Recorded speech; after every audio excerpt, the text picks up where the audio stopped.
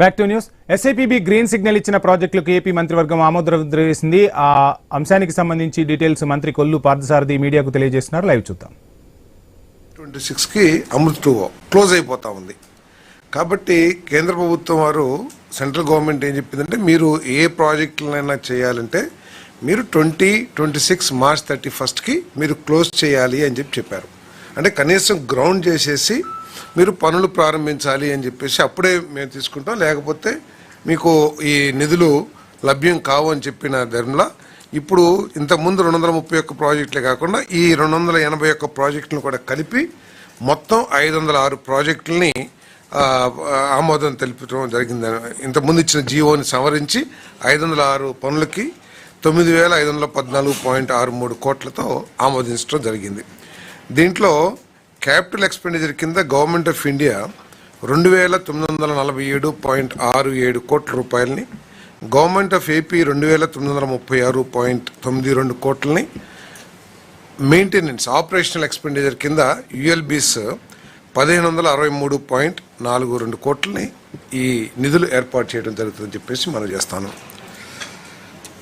అమరావతి ఏపీలోని అమరావతి ప్రభుత్వ కాంప్లెక్స్ ప్రాంతంలో గవర్నర్ రెసిడెన్స్, అసెంబ్లీ దర్బార్ hall, governor office, guest house, 2 guest హౌస్లతో పాటు సిబ్బంది క్వార్టర్లతో కూడిన లోక్ భవన్ నిర్మాణానికి, ఇప్పుడు ఇంతకుముందు రాజ్ భవన్ అనేవాళ్ళం, ఇప్పటి నుంచి అది లోక్ భవన్ నిర్మాణానికి L1 బిడ్ను ఆమోదించేందుకు ఏపీసీఐడిఏ కమిషనర్కు అధికారం ఇచ్చే ప్రతిపాదనకు రాష్ట్ర మంత్రి మండలి ఆమోదం తెలిపింది. అంటే ఇంతకుముందే టెండర్లు పిలిచాం క్యాబినెట్ అప్రూవల్తో, ఇప్పుడు L1గా వచ్చిన బిడ్డర్కి ఈ టెండర్ అప్పగించడానికి సిఐడిఏ చైర్మన్కి కమిషనర్కి అధికారం ఇస్తూ నిర్ణయం తీసుకుంది.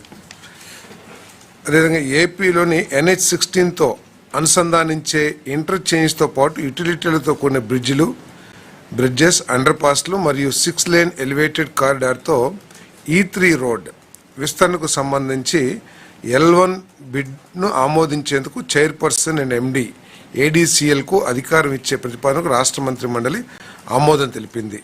ఈ ప్రాజెక్ట్ లంసమ్ కాంట్రాక్ట్ కింద 2 సంవత్సరాల డిఫెక్ట్ లయబిలిటీ పీరియడ్తో 532,57,25,425 రూపాయలకి కాంట్రాక్ట్ విలువతో అమలు చేయబడుతుంది.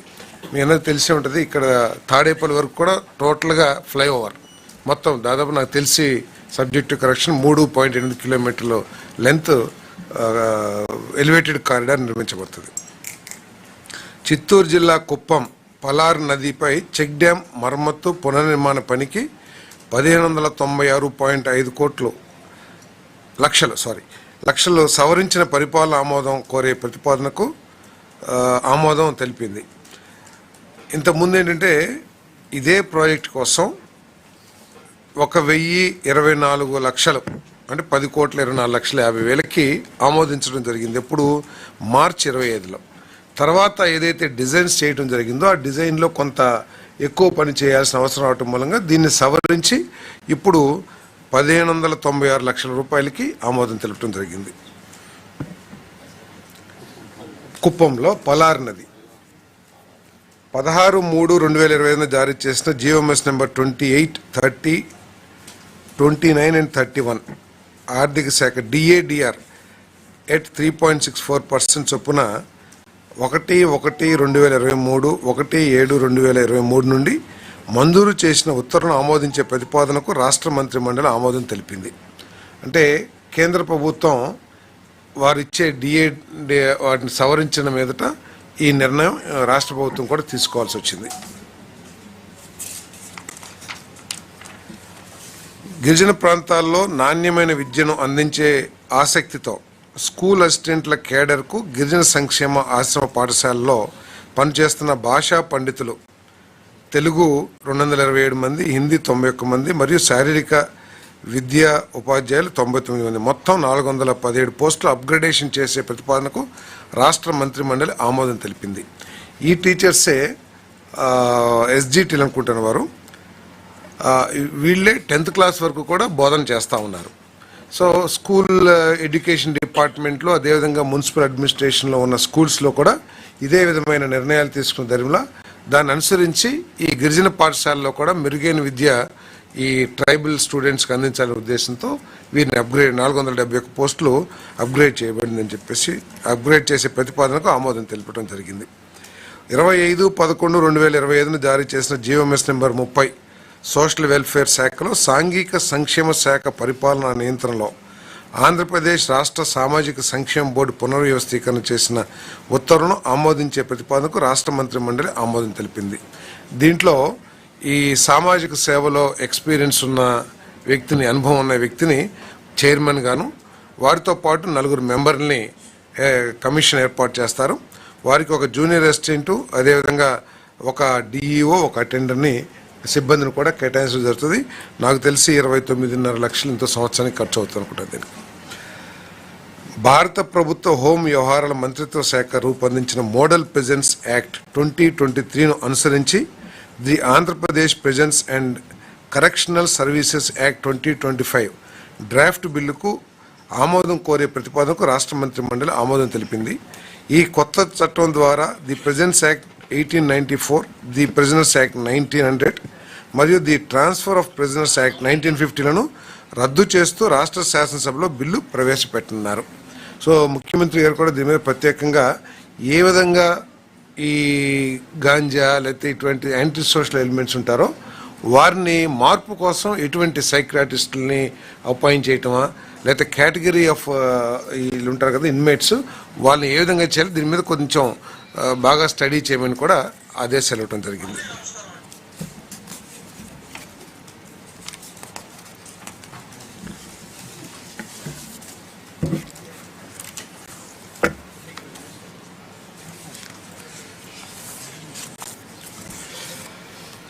మీ అందరికీ తెలిసిందే, ఈ ప్రభుత్వం దాదాపు 25 పాలసీస్ని తీసుకుని ఆమోదించి ఆ పాలసీస్ ఆధారంగా ఈ రాష్ట్రంలో ఏ విధంగా పెట్టుబడులు వెలువ వస్తుంది, ఏ విధంగా రాష్ట్ర అభివృద్ధికి, రాష్ట్రంలో యువతకి ఉద్యోగ అవకాశాలు కల్పించడానికి ఏ విధంగా హోప్ క్రియేట్ కాబడుతుంది మనం కూడా చూసాం.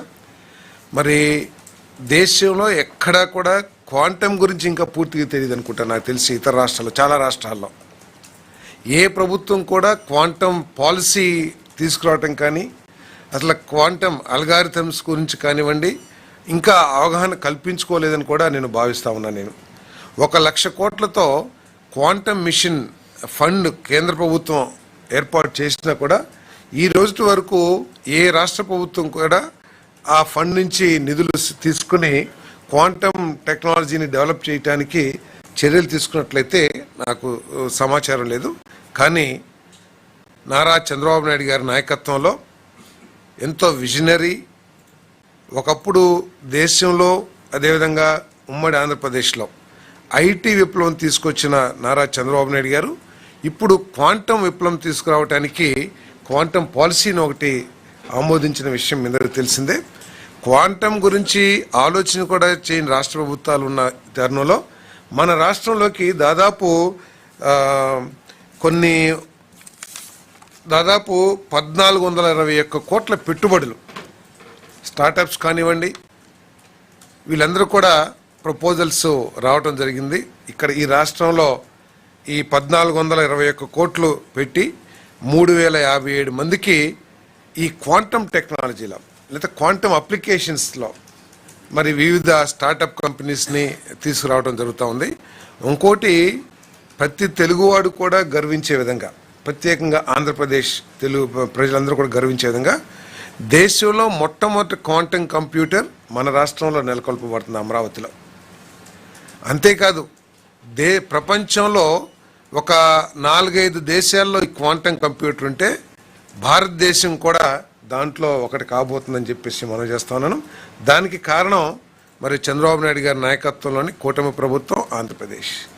సో ఇది ప్రతి తెలుగువాడు కూడా గర్వించే విషయంగా నేను భావిస్తానని చెప్పేసి మనవి చేస్తూ, మరి దాదాపు 11 ప్రపోజల్స్ రావటం జరిగింది.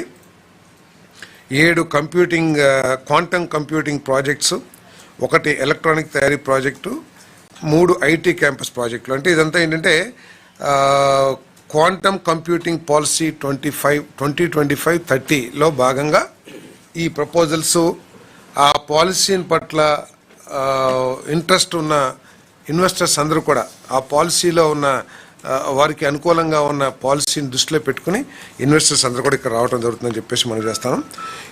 QPIA ఇండియా ప్రైవేట్ లిమిటెడ్ 47.16 కోట్లు పెట్టుబడితో 9 ఉద్యోగాలు, అంటే దీంట్లో ఎక్స్పర్ట్స్ని కంప్యూటర్ని ఆపరేట్ చేయగలిగిన వాళ్ళు మాత్రమే ఉంటారు. అమరావతి క్వాంటమ్ వ్యాలీలో అంటే మన అమరావతి క్యాపిటల్లో ప్రారంభించబోతా ఉన్నారు. ఈ సంస్థ చాలా సంస్థలు జూన్ 2026 కల్లా ప్రారంభించడానికి వాళ్ళు ప్రపోజల్స్ ఇవ్వడం జరిగింది. వీరు క్వాంటమ్ కంప్యూటర్ని తయారు చేయడానికి 8 క్యూబిట్ క్వాంటమ్ కంప్యూటర్ని తయారు చేయడానికి వీరి యాక్టివిటీ. అదేవిధంగా విద్యార్థులకు క్వాంటమ్ విద్య, యూజీ, పీజీ, పిహెచ్డి కోర్సులు, మరి వీరికి క్లయింట్స్ కూడా ఆల్రెడీ ఫిక్స్ అయినట్టున్నారు. మెర్సిడీస్, L&T వారితో కూడా వీరు అగ్రిమెంట్ ఉన్నట్లుంది వీరి సర్వీసెస్ని తీసుకోవటానికి. మరి దీనికి ప్రభుత్వం ఇచ్చే ప్రోత్సాహకాలు మొత్తం 14.13 కోట్ల ప్రోత్సాహకాలు ఇవ్వబడతాయి. ఇవన్నీ కూడా ఏదైతే పాలసీ ఆమోదించబడిందో ఆ పాలసీలకు అనుగుణంగానే ఈ ఇన్సెంటివ్స్ అన్నీ కూడా జరుగుతాయని చెప్పేసి, అంటే ఆఫీస్ అద్దె కానివ్వండి, మన క్వాంటమ్ కంప్యూటర్ కొనటానికి, ఎందుకంటే చాలా కాస్ట్లీది కాబట్టి దానికి సపోర్ట్ కానివ్వండి, మరి దిగుమతి సుంకం, ఎందుకంటే దేశంలో ఎక్కడా లేదు, ఈవెన్ దానికి కావాల్సిన పార్ట్స్ కూడా ఇండియాలో ఇప్పటి వరకు కూడా ఎక్కడ తయారు కావట్లేదు. సో ఫారిన్ నుంచి ఇంపోర్ట్ చేసుకోవాలి కాబట్టి ఆ ఇంపోర్ట్ డ్యూటీని మనం రీయింబర్స్ చేయటానికి, అదేవిధంగా మరి విద్యుత్ సబ్సిడీ, ఇవన్నీ కలిపి 14.13 కోట్లు ప్రోత్సాహకాలు అందిస్తాం జరుగుతుంది. విద్యార్థులకు ఉచిత క్వాంటమ్ శిక్షణ, మరి ఒరిజినల్ కంప్యూటర్పై ప్రాక్టికల్ అనుభవం, ఏదైతే క్వాంటమ్ కంప్యూటర్ ఇప్పుడు దాకా ఎవరు చూడాలి మన ఇండియాలో నాకు తెలిసి. సో వారికి దాని మీద ప్రాక్టికల్స్, మరి దీని మూలంగా ఏంటంటే క్వాంటమ్ కంప్యూటర్ ఇప్పుడు సాఫ్ట్వేర్, ఐటీ అన్నీ కూడా వెనకబడిపోయే పరిస్థితుల్లో దీని ద్వారా అధిక ఆదాయం మన రాష్ట్ర యువతకి వచ్చే అవకాశం ఉంటుందని చెప్పేసి కూడా నేను తెలియజేస్తాను.